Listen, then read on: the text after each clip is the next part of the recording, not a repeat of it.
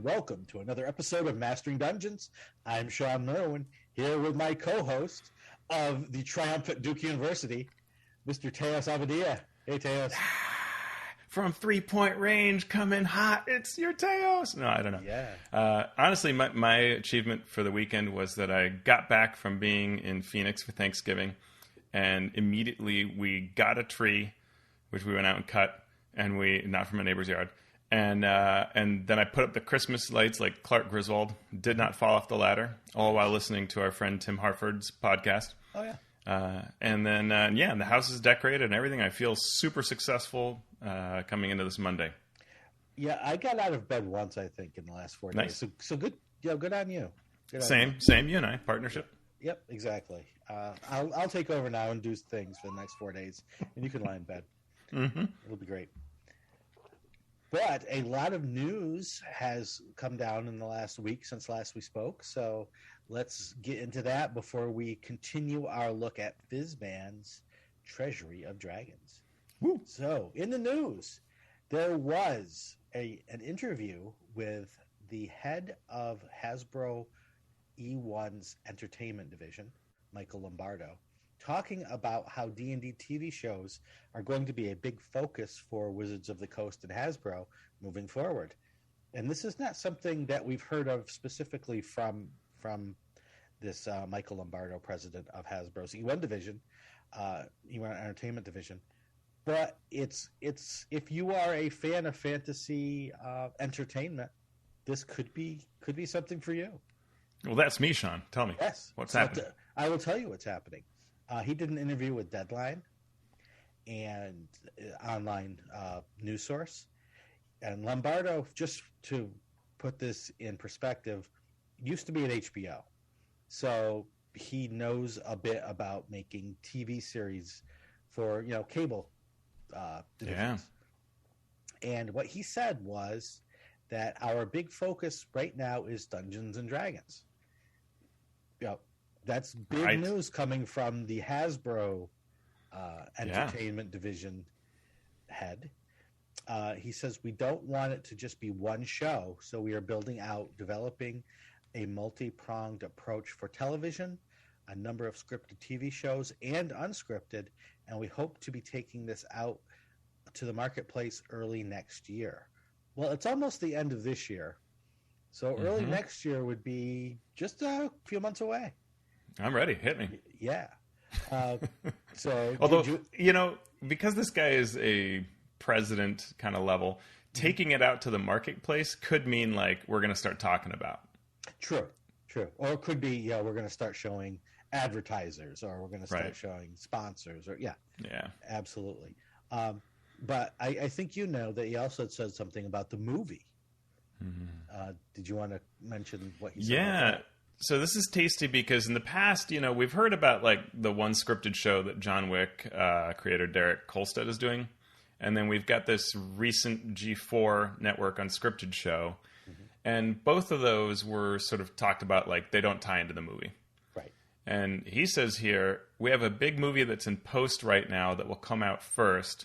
So we're trying to also navigate the brand more holistically so that the movie feels not apart from, but connected somehow to a bigger universe.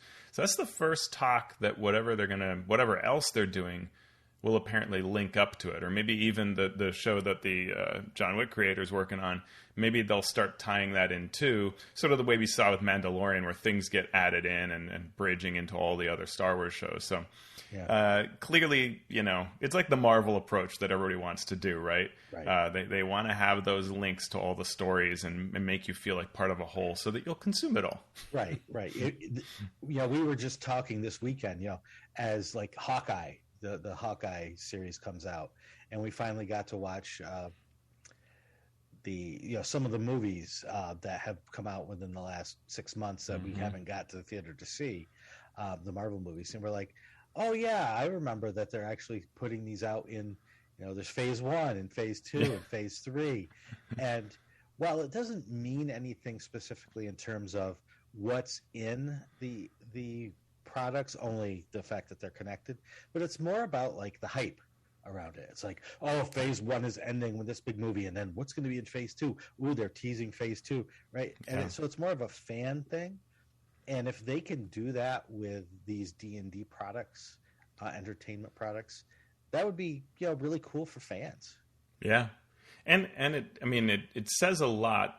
I think the whole thing about this article that is amazing to me is that, they could have easily said our focus is Transformers or G.I. Joe or any other property, right? But it really seems this is yet another example of how at Hasbro D&D matters. And as we've said many times, you especially, it used to not at all, right? It was just this little, we also have this thing over there. Maybe someday it'll do something. Well, we're at that day, right? And like when you hinge things on D&D, like, because Hasbro spent, I think, like $4 billion on E1, right? This was a big acquisition to bring it into Hasbro.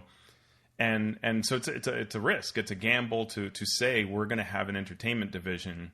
We're going to own it in-house. We're not just going to partner. We're still partnering with like Netflix and HBO Max and all that, but we're going to own a thing too. Right. And perhaps really build it into something. So there's a lot riding on this. And so when you say like, well, let's hitch the horse to D&D, I mean, which is unproven in this realm, right? Like that's cool. They believe in it. And apparently they must believe in the movie. If the movie, which is in post, was terrible and all the actors are, trying to not complain about it or whatever, this probably wouldn't be happening. So true. Good news.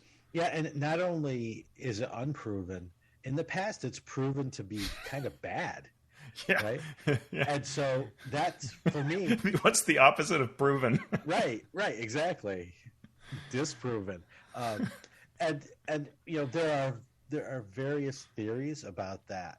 Why does Marvel do so well and D&D has it not done so well? And it wasn't because they didn't put money into it. It wasn't because they didn't try. And for me, it always comes back to D&D is or has been a concept more than a character, right? Marvel has characters. Yeah. D&D does have characters, but they're characters that are unknown unless you are actually into D&D. I could walk down the street and say, and I could have done this 10 years ago, what's the Incredible Hulk? And random person on the street would go, oh, it's a superhero. They wouldn't know it was Marvel. They wouldn't know. But, turns green and gets angry and beats things up. If there's not that sort of direct recognition with individual characters in D&D. So you sort of have to create those things in the public conscience apart from just fans. But there's obviously that opportunity, right? Just the way that like Boba Fett is just a cool name and a cool suit of armor, but had basically no lines and no supporting backstory or anything. And now we've got, multiple levels of Mandalorian type stuff. We have entire arcs that are part of the Clone Wars, Rebels series. We have the Mandalorian itself. We have other Mandalorians. We have Boba Fett, and all of that can get treated. And so in the same way, you could see how Wizards could do something like a show about a paladin that really cements what a paladin is. Sure. And both the concept would register and the personage that somebody who, a Storm Brightblade type kind of thing could exist that would in people's minds on the public level, make sense. And you could do that for various classes in one show, right? If you did it properly. Sure. Yeah. It would just take a little more time. That's all. Yeah. Yeah. So we'll see how they do in setting that foundation and how quickly they can get these characters into the public consciousness. So it's an interesting thing to keep track of. We've got a link to not only that Deadline interview, but also a comicbook.com news article focusing on E1 and Hasbro. Yeah. You just heard less than an hour ago that one of the positions at Wizards of the Coast has been filled.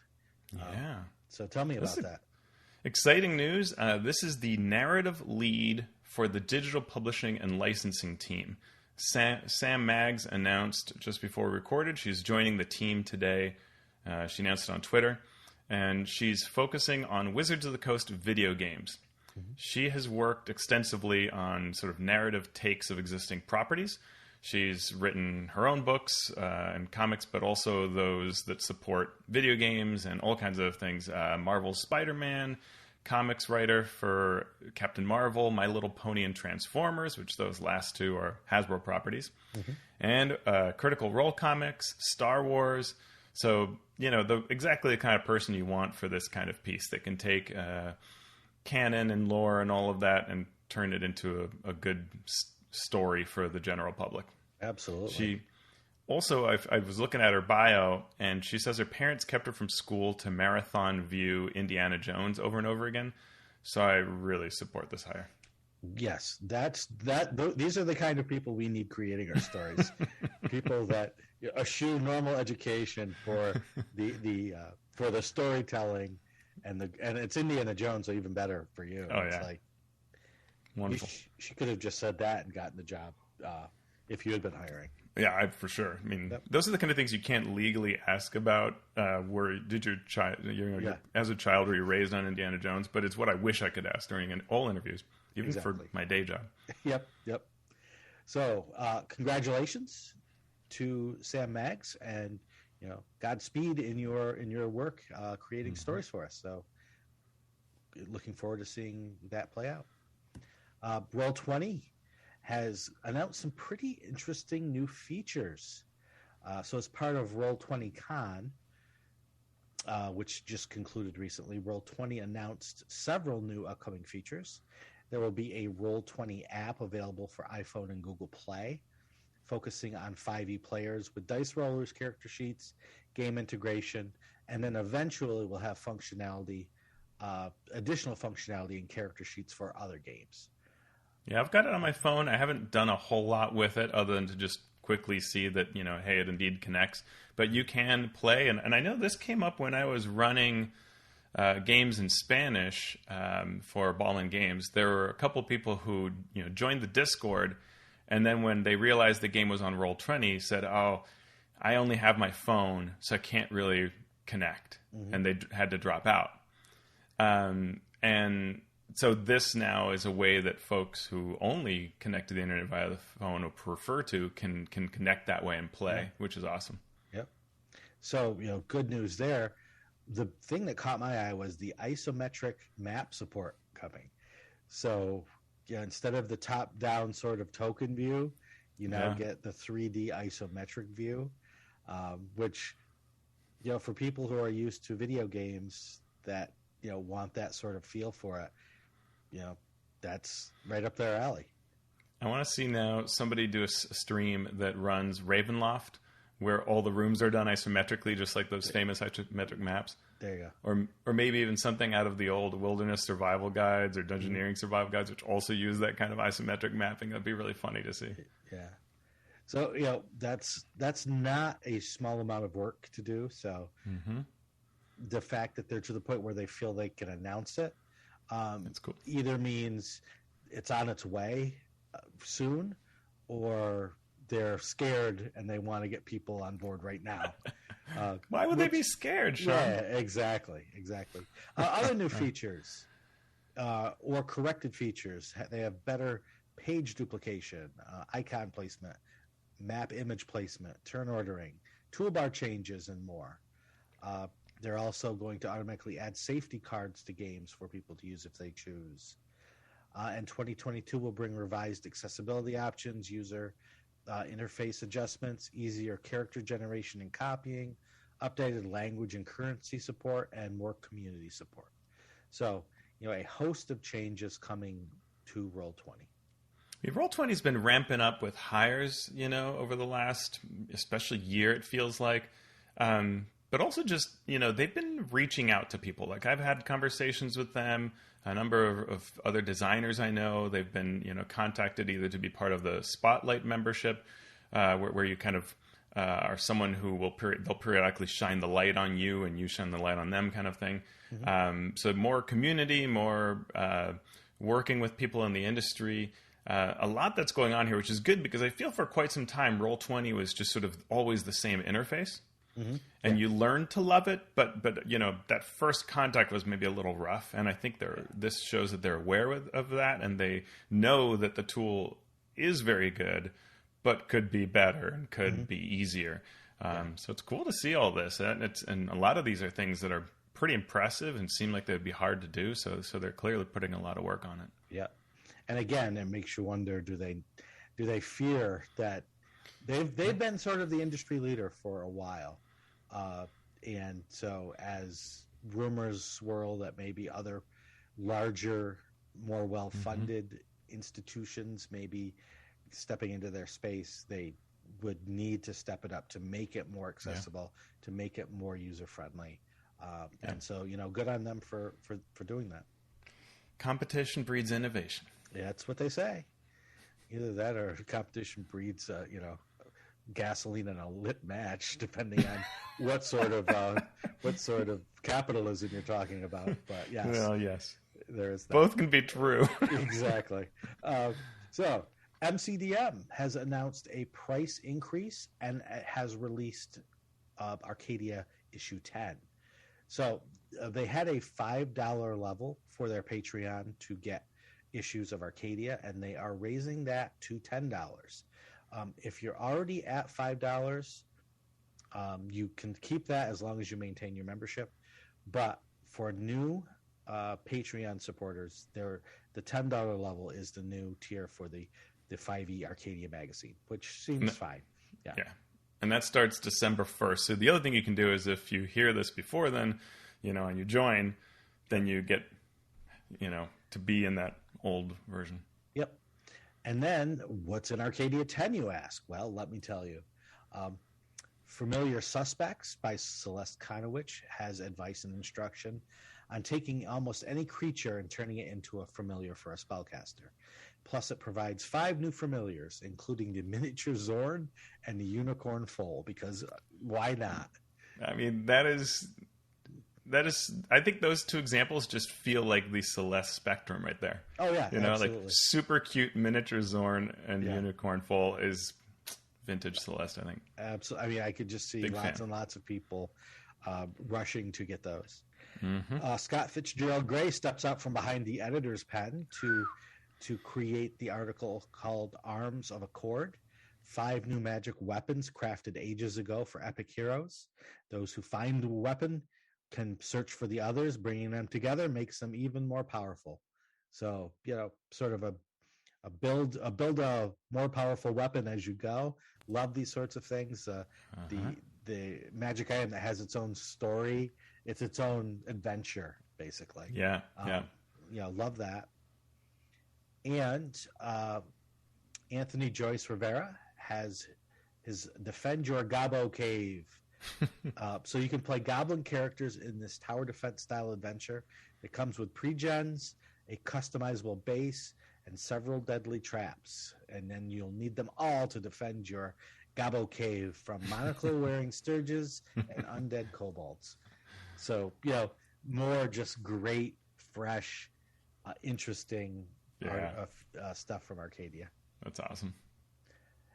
And there is a Latin America Breakout project going on Kickstarter, or will be going on Kickstarter if it isn't already.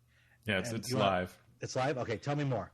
Yeah, so 5 new games from emerging creators in South America are joining forces with Soul Muppet. I don't know anything about Soul Muppet other than obviously that name, which is too much like my real true name. They are all working, so it's one Kickstarter for all 5 of these working together. Okay. And this runs the gamut from post-apocalypse to monster alien hunting to joining a witch academy. So there's a very wide variety in what the games are like. And their rules are also fairly distinct. Some of them are very rules light, some are a little heavier, and then they can have different feels as to what the rules are like.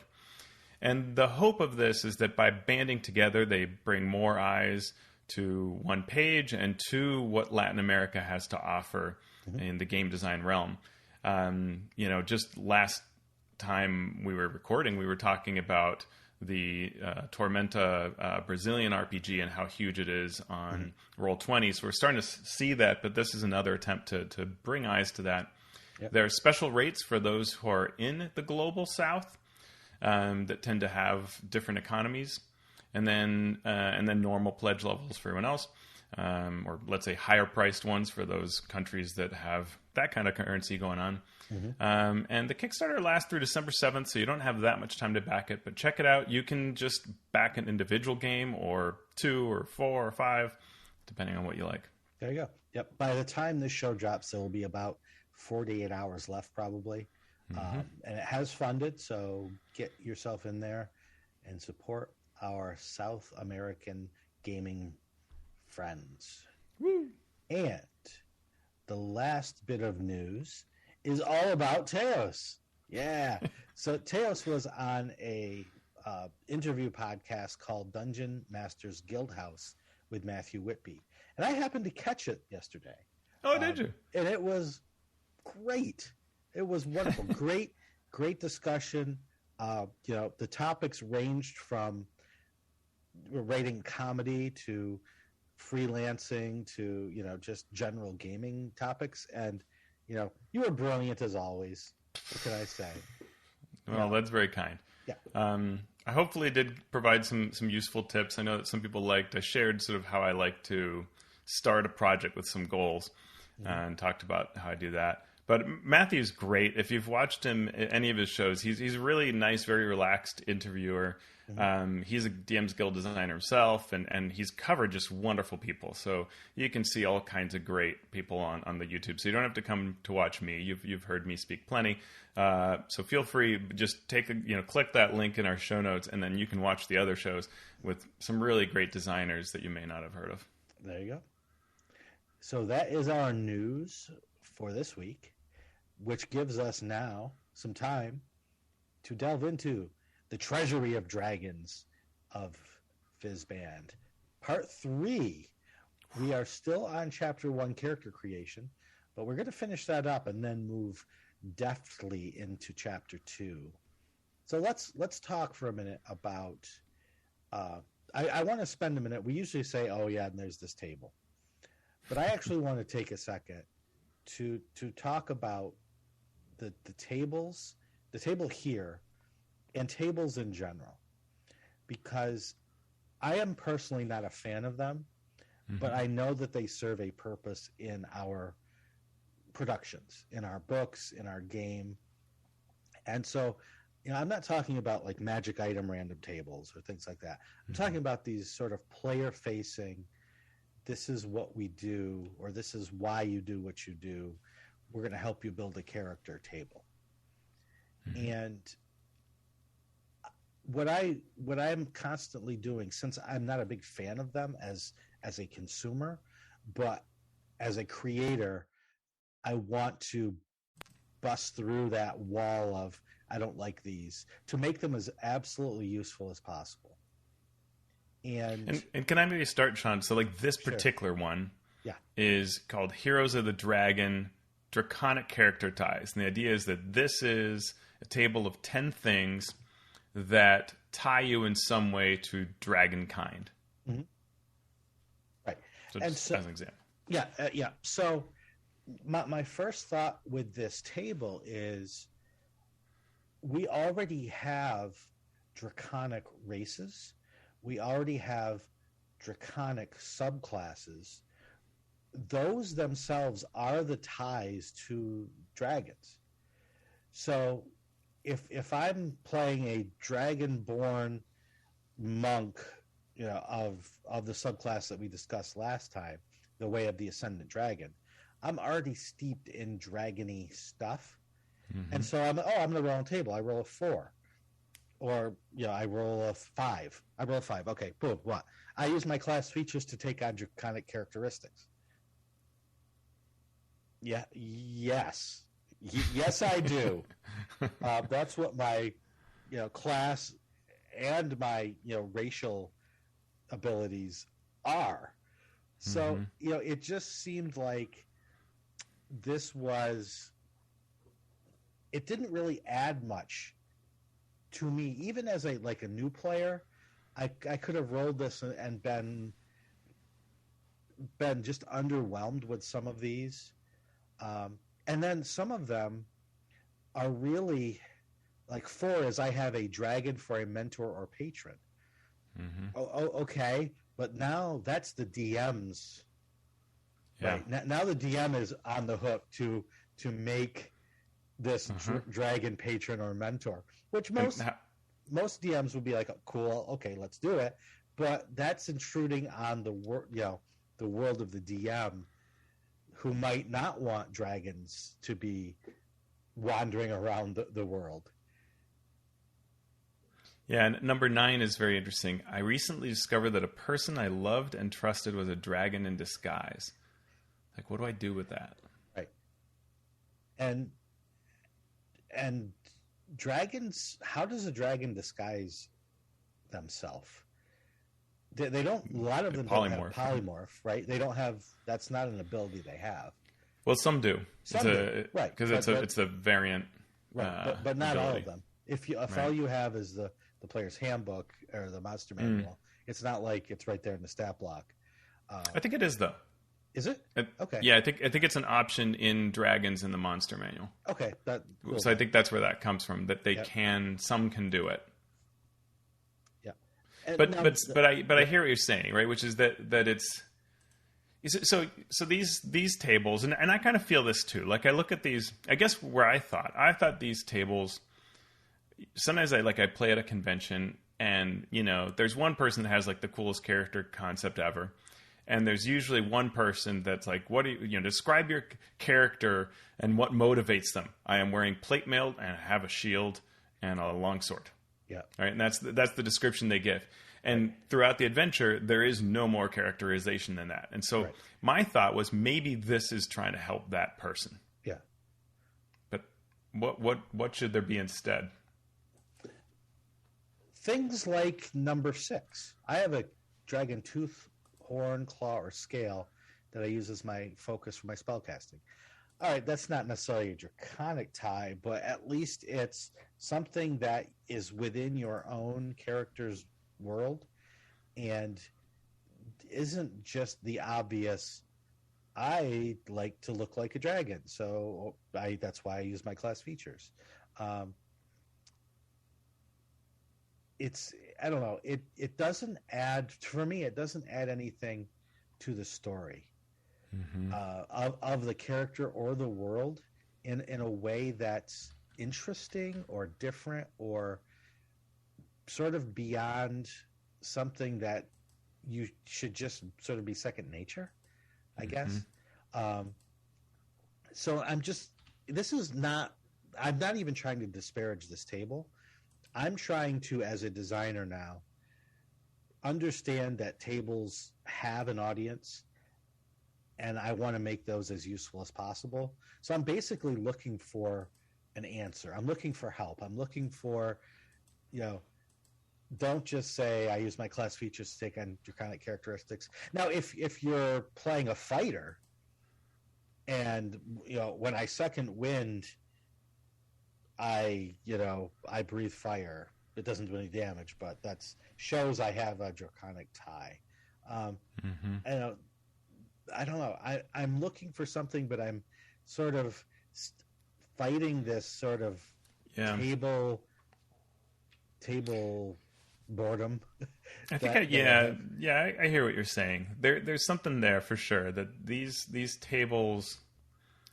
I think also. In this particular instance, the subheaders, all of the naming of it to me is sort of oriented in a way that's confusing. Like I thought I was going to get something about people who are heroes for dragons. And then and the way the text starts flowing, you're thinking, oh, okay, this is going to be some special thing. Oh, it's a table of role-playing inspiration. And I sort of feel like all of the name of this header, section header, all of this could have been like ways to role-play your character to have draconic ties, right? And some advice on how to modify these idea prompts into something better. And I think they feel like every table has to have the ability to roll on it, just because so fine. But to me, this is more like a bullet list of concepts that you will hopefully not actually use, but rather will give you some inspiration. I don't know. And in that sense, don't make it a table. Just say, here are some ways. And that you're right. It's sort of, it says draconic character ties. So I'm thinking, okay, you have a draconic character using these things. Here is a tie for them. But then it says draconic tie. So it's really tied to dragons, not ties that are used by draconic characters. So it is a little confusing in that sense as well. Yeah. And I think where tables are especially helpful, or maybe most, is when they will push you in a slightly different direction. Right. And this table's trying to do all the job, right? It's trying to cover all the possibilities where you might be a dragonborn or you might be a halfling rogue. And so because of that, it's a little, and I think it's just a little too over the place too. I mean, I revere and draw my power from one of the dragon gods. That explains me as a barbarian. Yeah, I mean, it could, but it doesn't. It just sort of, it just doesn't do the full job for me. Because if you're a cleric, you already have a god. Right. I mean, why then just do that? Like, why? Yeah. It's interesting. It's doing too much. That bullet point list and actually explain how to make this work. If you want to be connected to one of the dragon gods, work with your DM with these caveats or with these points to remember. What is your connection? Actually build out the list and take the time to explain it, rather than just throw a table in and have it not really necessarily mean anything. Yeah, that's fine. And again, I'm thinking of this now as a designer, not as a reviewer of this, because I can't say I could have come up with anything better. No, but there have been a number of things out there that when their job is specifically to help you create an interesting character, they've done so well, right? Mm-hmm. Even, what was there? There was a Wizards project. Oh, Xanathar's, right? It has sort of a whole background generating thing that mimics some of the old books that used to exist in the AD&D era from third parties, like casting, whatever it's called, the casting series of books. Anyway, they... I think that Xanathar's has some decent approaches to how to create your backstory in interesting ways, and maybe they could have used that approach, but that probably takes up too much page space. True. All right. Well, thank you for indulging me in that that talk. But let's move on to draconic feats. So we get 3 specific draconic feats in this chapter. The first, as I scroll down, being Gift of the Chromatic Dragon. So you get the following benefits if you take this feat. You get Chromatic Infusion, so as a bonus action you can touch a simple or martial weapon and infuse it with one of the following damage types, and it gives you the acid, cold, fire, lightning, or poison choices. So for the next minute, your weapon deals an extra 1d4 damage of this type when it hits. After you use this bonus action, you can't do so again until you finish a long rest. You also get reactive resistance, so you can take acid, cold, fire, lightning, or poison. When you take it, you can use your reaction to give yourself resistance to that instance of damage. You can use this a number of times equal to your proficiency bonus, and then regain all expended uses when you finish a long rest. Thoughts? Meh. Yeah. From a design perspective, excitement perspective, the resistance fine, right? That scales because whatever the damage you took, you can give yourself resistance. So if you're 20th level, 5th level, 2nd level, it all works. This is all useful. It's equal number times equal to your proficiency bonus. So that's pretty strong. So that's actually almost the beef of this feat ends up being this. Though what it led with, this idea that you can infuse your weapon with damage that is of a type of a dragon. One, it's a little fantastic for me for core D&D, but I guess this is dragon flavored D&D. Yeah. But a D4 damage, it's almost not even worth my rolling the dice. I feel like in the world of 5e, unless I'm low level, because if I'm just doing a D6 damage and I had a D4, well, that's a sweet bonus at level 1 or 2. Right. After that, once per long rest. Yeah. Yep. And I mean, feats for me are just problematic to start with. And I could wax philosophical now about, taking the sharpshooter or great weapon master feat where you're doing plus 10 damage basically on every attack, except for those few times that you actually miss. And my problem with feats forever, since 3rd edition, has been your power gamers are going to get more powerful and your more role-play characters are not going to keep up. And that's where the game breaks down most, is in that delta between your most powerful characters and your least powerful characters playing at the same table. Yeah, and some feats are math band-aids. Yeah. Some feats are math breakers, and some are just color. And the color can be the most fun of all, but the game then creates these incentive choices. Yep. Chromatic confusion could be different, right? It could be a bigger hit once. That would be neat. Some exciting, like that you could crit on one number lower than you normally would, right? So if it's normally a 20, a 19 would also cover it. Just do that once. That might be fun. Thrown in with the reactive resistance would be exciting. And when you're at high levels, that would still be really exciting because you might be like a rogue that throws in a whole bunch of dice. It could be just like, whoa, I get to crit when I wouldn't have, I don't know. It's something else that would work at different levels would have made this a little more exciting. Well, I just think, even half your career, you'll resent having to roll that die. Yes, you can choose to do this type of damage on your weapon attack. Right. That, then you're dealing with resistances. You can get around resistances or actually hit vulnerabilities, and that stacks as you level up. That may be what they were thinking design-wise, is that just doing a different type can be a strong benefit, and the D4 is just icing. But I just find that adding a little extra dice is finicky, and then enough people have math issues as it is that throwing another 4-sided die into the equation of math is not worth its payoff. So. Yep. Yeah. Okay. Next feat is Gift of the Gem Dragon. So you manifest these benefits. You can increase your intelligence, wisdom, or charisma score by 1. Nice. And then you get telekinetic reprisal. When you take damage from a creature within 10 feet of you, use your reaction to emanate telekinetic energy. The creature that dealt the damage must make a strength saving throw, which is DC 8 plus proficiency bonus, plus the ability modifier score that you increased with this feat. On a failed save, the creature takes 2d8 force damage and is pushed up to 10 feet away from you. On a successful save, the creature takes half damage and isn't pushed, and you can use this a number of times equal to your proficiency bonus, and you regain them after a long rest. This is the kind of feat that I feel like, it's called Gift of the Gem Dragon because they're psionic dragons. This is just like cool psionic feat. Psionic Force Reactor Master. It's really like you could drop this puppy right into a Dark Sun game, right? Or into some kind of Planescape cool thing where you're playing a Scion. Like I think that's really neat. Yep. Yeah, it's absolutely true. And power-wise, it's fine. Mm-hmm.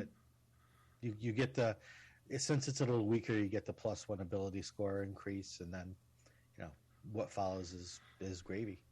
Yeah, you know what? I'm hoping this book will convince me to love gem dragons. Mm-hmm.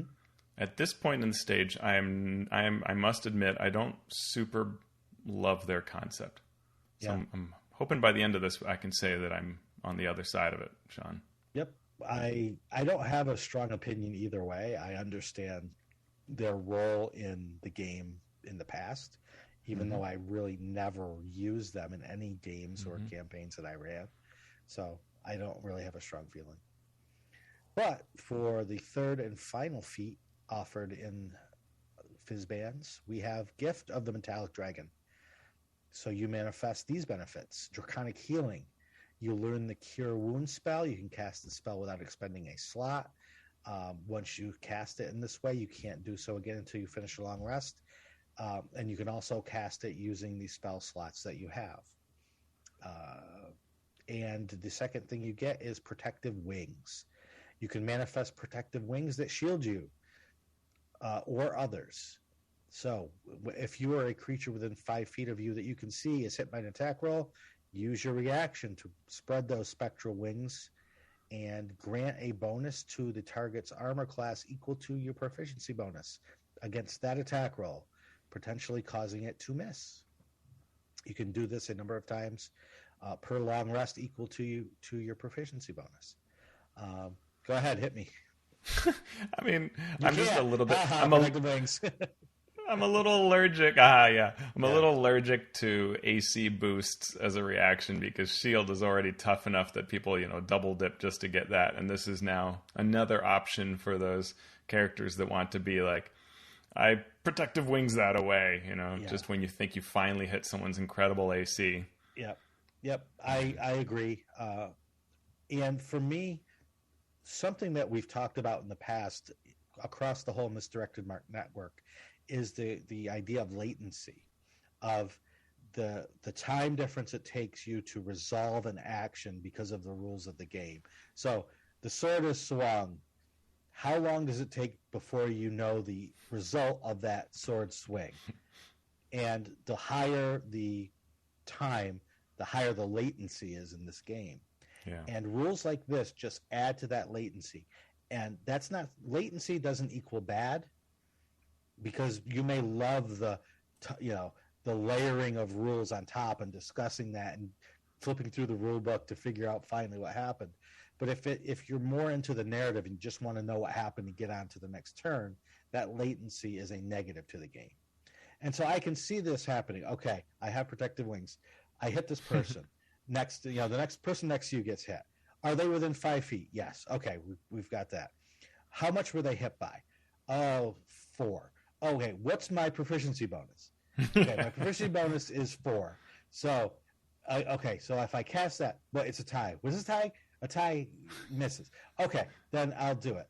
Now, how many times have I used it? I've used it 3 times. Oh, okay, I have 4 times because my proficiency bonus is +4. So, it turns into this sort of discussion at the table that I would have, even though it's more powerful, I would rather just have it say a creature is missed.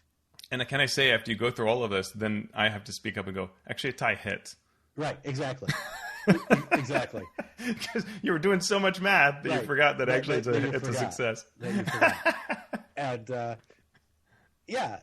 that's what I'm talking about, right? I'm talking about totally. Just this back and forth that I would say for some players is fine and actually welcomed, but for many players it just takes away from the action, the story, the roll of the die and move on sort of feel. And many things aren't felt at that second, but it's sort of like that thing where at the end you're like, how did the session go? And you're like, it was okay. I can't put my finger on it, but it felt sluggish. Yeah. And, sometimes the action just can't ever get going because it's so, it just gets interrupted so much. Or the whole feeling the DM has of like never being able to threaten the party, right? The party's just countering everything because they have so many reactions and defenses and whatever's through all these features. Yep. Instead of being more like what core 5e D&D was, where there was a limited number of those, right? Mm-hmm. And so you would only get every now and then some of this, but more it was monsters trading blows and see what everybody brings to the table, and you got to see things play out. Yep. So, I'm with you. Yeah. So, it's not terrible. It's just that that thing that might add one more block to the tower of slow play that you tend to get, especially at higher level. Well, and if your proficiency bonus is +3, you're doing this 3 times every single day. Right. Which, for a lot of play cases, is going to be 3 times in a combat if you're having that 1 per day fight. Exactly. And that's a fairly big boost, right? +3 AC 3 times in that one fight of the day. That's a lot. Yep. It can get annoying. So that brings us to Chapter 2, called Dragon Magic, where we talk about spells, magic items, horde items, and draconic gifts. You want to dig right into spells? Yeah. Let's spell it up. All right, so we're going to go take these spells by level. We get 7 new spells. The first spell is called Nether's Mischief. Whew, now bear with me on this one. So you fill a 20-foot cone within 60 feet with Fey and Draconic magic. The player must roll a d4 to determine the effect. The first 3 are going to involve things with saving throws, either becoming charmed, blinded, or incapacitated. And then the fourth is difficult terrain. So this is I'm going to let Teos start, and then I'm going to bring it home. I mean, so this is strong 3 out of 4 times, right? Difficult terrain is a wah-wah. And there's no damage here, but incapacitated, man. Ooh, that is like, we've seen Hypnotic Pattern, and this is just another version of that, and that's rough. Any of these are rough, but incapacitated where you have no actions or reactions, that is rough. Yep. So not only is that rough, but check out now let's break down this spell. So it's a 20-foot cube, so it's going to get many squares on the grid. It affects creatures, not just enemies. So all your friends are going to have to roll saving throws. Now, granted, if you charm them, I guess that's okay. But you could blind and incapacitate them as well. And it's an illusion spell. It's not an evocation spell.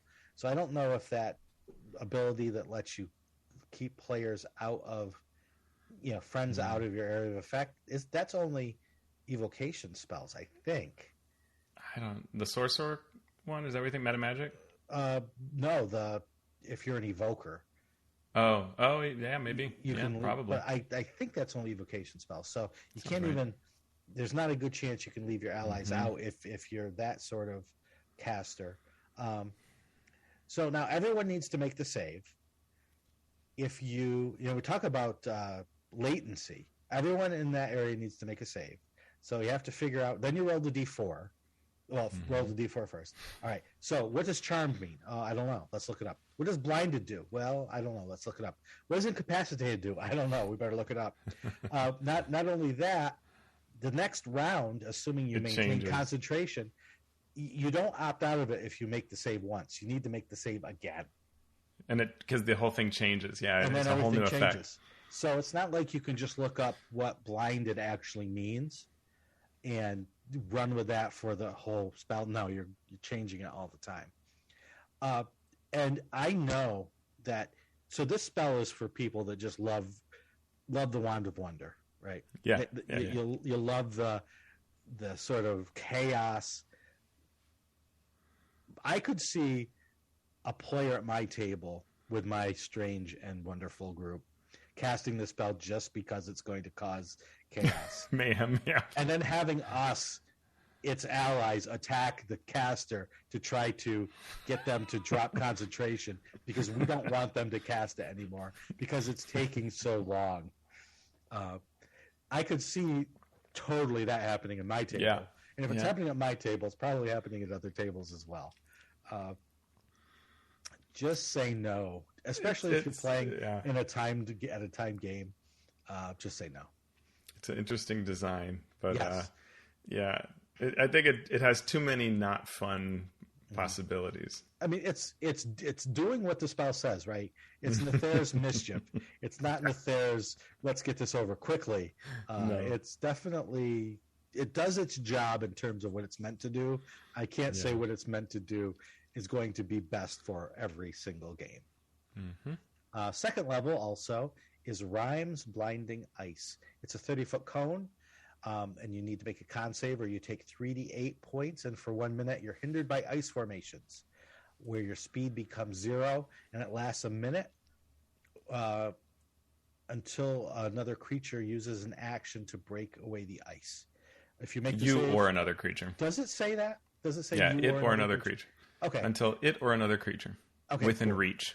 Okay, cool. That was one thing that confused me. I didn't see the it. So, second level spell, I think it's cool. I like it. Yeah.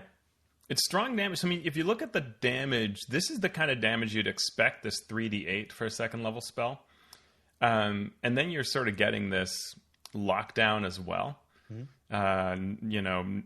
No creature wants to spend an action to break away from the ice, so you either have to, and it doesn't, while it's called hinders you, it doesn't do anything other than reduce your speed. So you're not restrained, and there's no advantage or disadvantage or anything like that. You just can't move.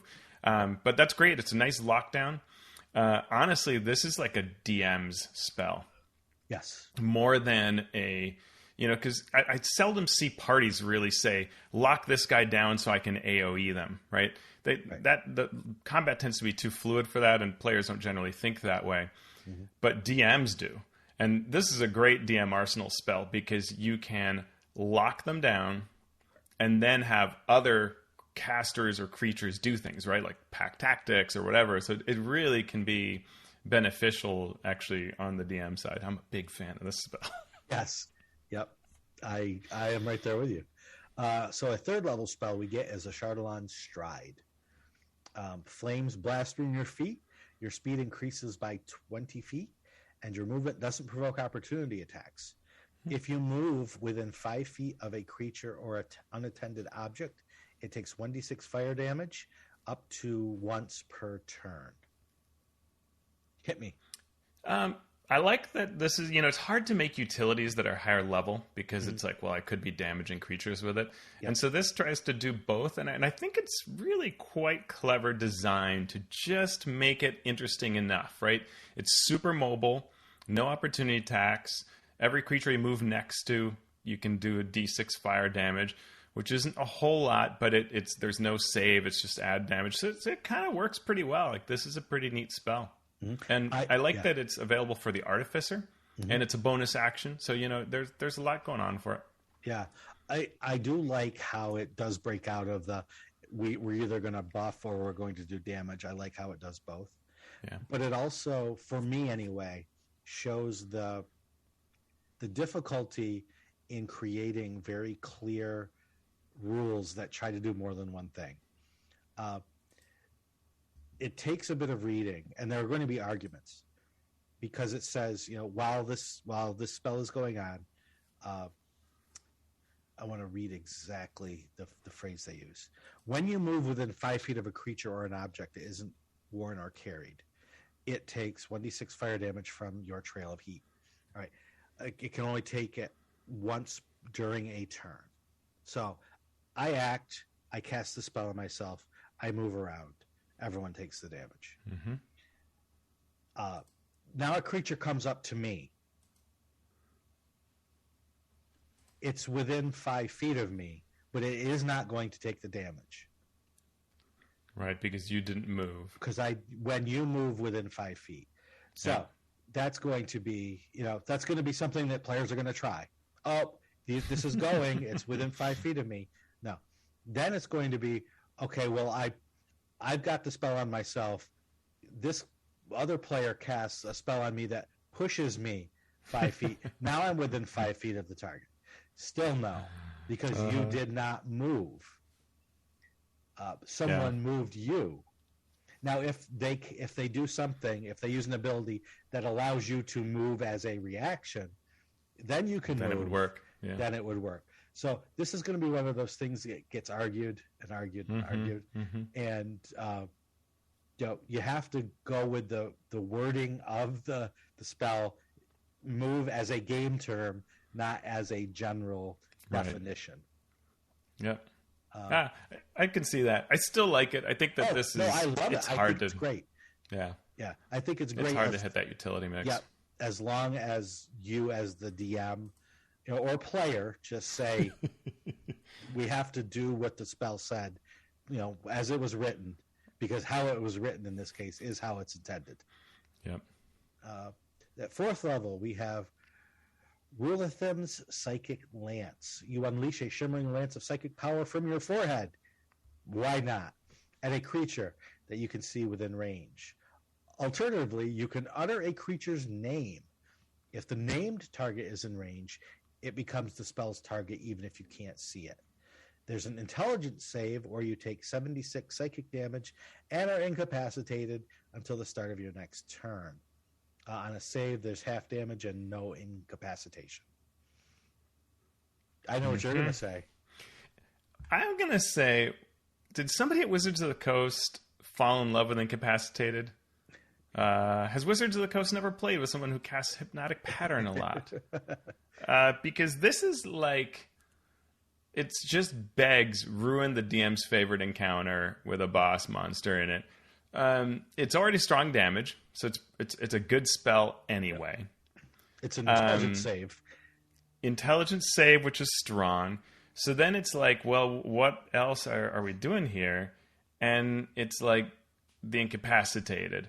And that's such a problem. It's one of those conditions that's just a little too strong in certain situations. Mm-hmm. So I don't know. Yeah, it's easy for player character parties to overcome it. It's horribly difficult for monsters to overcome it. Mm-hmm. For most encounters. So yeah. The other thing is this whole name. You can utter a creature's name rider, so you can target invisible creatures. I'm like, okay, that's cool, but what does that mean? What is a name by rules, right? Before we had to use move as the game specific definition, not as the general definition. But here you're saying you're using this not as a game term, but as a right. Is it Bob? I know Bob's over there. So do you need to know just the creature's name? Do you need to know its true name? Right? What if it's a demon? Do you just say, that, or a devil? Do you say that bone devil over there? Or do you have to... No, I think it has to be a name. I mean, that's not a name, right? But I think the idea is that if like it was let's say it's a dragon that's known by 5 different names, like Cloggy Liamatar or Old Gnawbones. I think either my read of this, but that's what you're pointing out here is it's everybody's read. But my read would be that you need a name for it. Does it have to be the true name? No, it doesn't have that concept to it. But right. But I think that just if I said Old Gnawbones, prepare to be nerfed, right. That would work. All right, but if you get attacked by invisible assassins, who you've seen them before, it's the assassins that have been following you, but you don't know any of their names.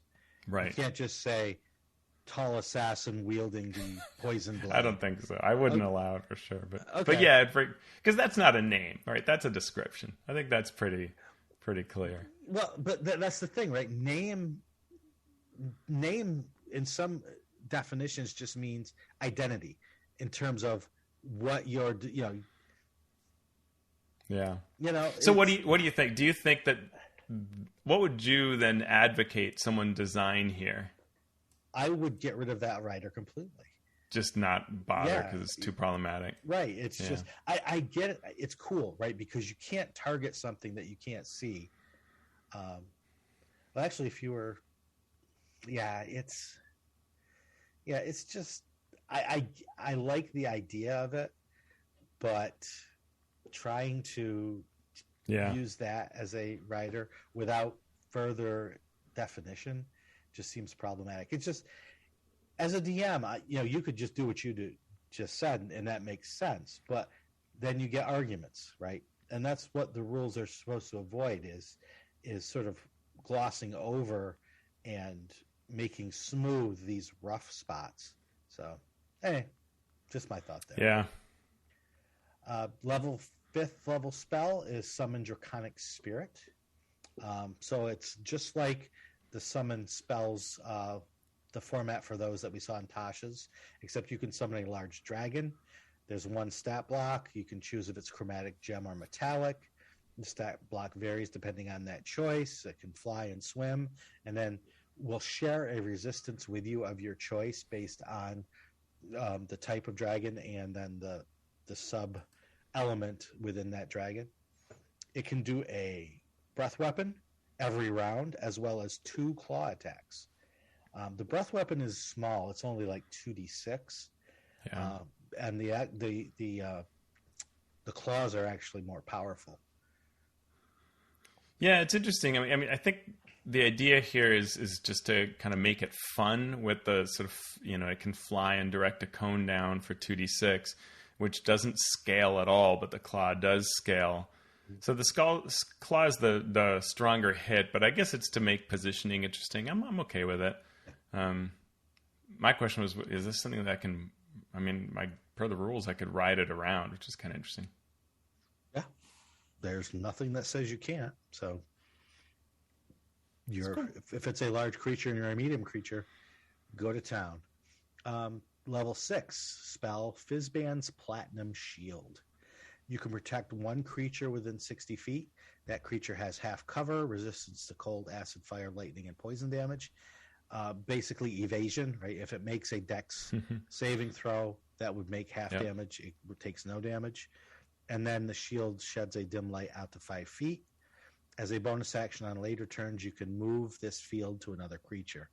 I was fine with it. The only question I had was, it doesn't say that it moves with the creature. And I assume it does, but it probably should say that as just to clarify. That is interesting. Yeah. Yeah. But, yeah, that's one of those things. There's a cleric spell that's like that.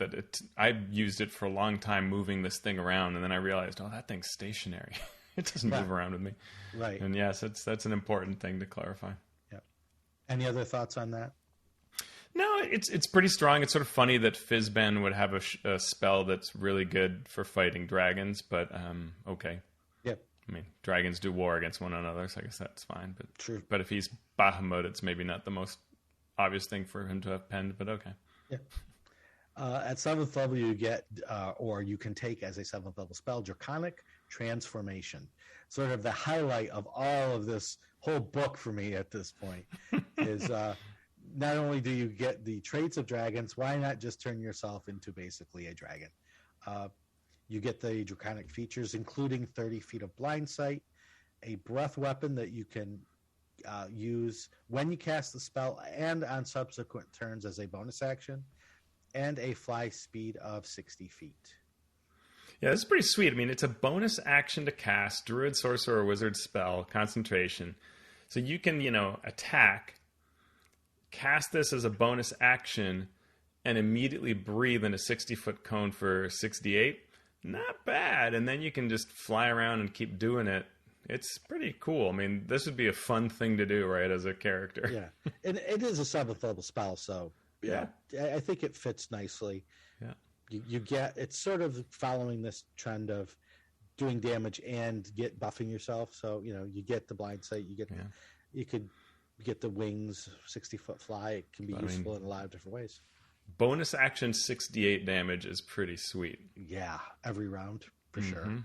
Yep. So that are the spells for those be the spells. So next time we will get into the magic items, the horde magic items, and the draconic gifts, and maybe even a little bit into chapter 3 called Dragons in Play. But I want to thank everyone out there for listening to us. I hope you have enjoyed this show and all the other shows that we've done. And I will say thank you also to our patrons who help us defray the costs of hosting and all the other side costs for doing this thing that we do.